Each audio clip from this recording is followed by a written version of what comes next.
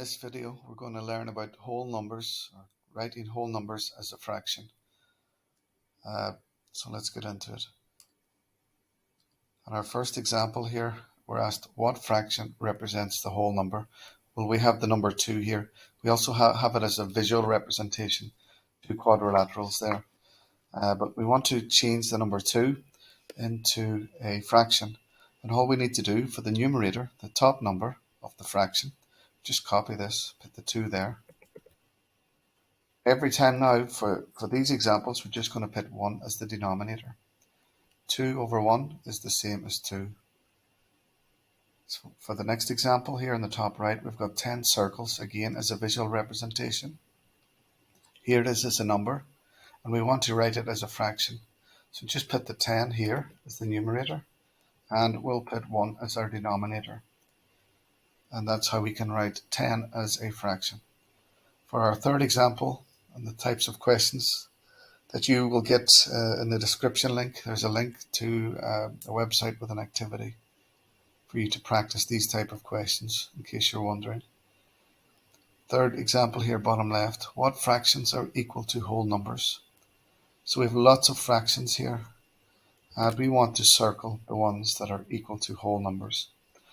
Now, in this activity, with the little clue is we're going to have 1 as the denominator.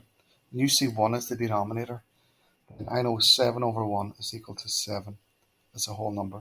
We've got 1 here. 6 over 1 is equal to 6. 3/4, no. There's a little 1 there. So 10 over 1, 1 is the denominator. It's the same as 10. If I go back to the start, 4/6, no. It's not equal to a whole number. Now, as you move through your learning on fractions, it is possible for whole numbers to have a different denominator. We're not going to go into that for the purpose of these activities as part of our introduction. For these activities I'm asking you to practice, we will just have 1 as the denominator. So that's the little clue when you're looking for whole numbers. If we go on to the next example here in the bottom middle, we have a fraction line or a number line, and it's asking to label the number line using fractions. So the clue is to look for the denominator. It's already here. When you have a fraction line and you have a denominator that's already there, just copy it. It's going to be the same. Then we'll go back to the start, or go back to where we see a numerator that is already there, and we'll add to it for the next one, and we're going to guess that we're adding 1. So 4 plus 1 is 5. 5 plus 1 is 6. Now we guessed we're adding 1.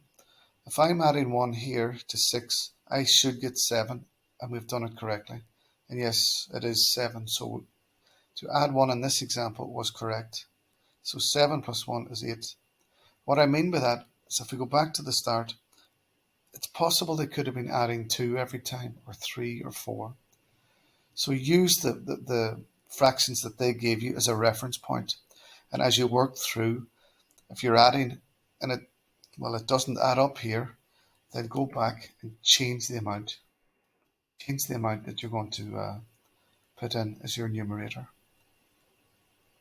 For the final example here, it's a lot like the first two, except we don't have a visual representation.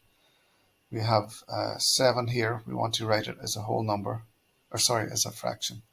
So just copy the 7, put in 1. 4, copy the 4 as the numerator, 1 as the denominator. 8, put 8 as the numerator, and 1 as the denominator. Right, so that's just a quick introduction. Well, somewhat quick. Good luck with it.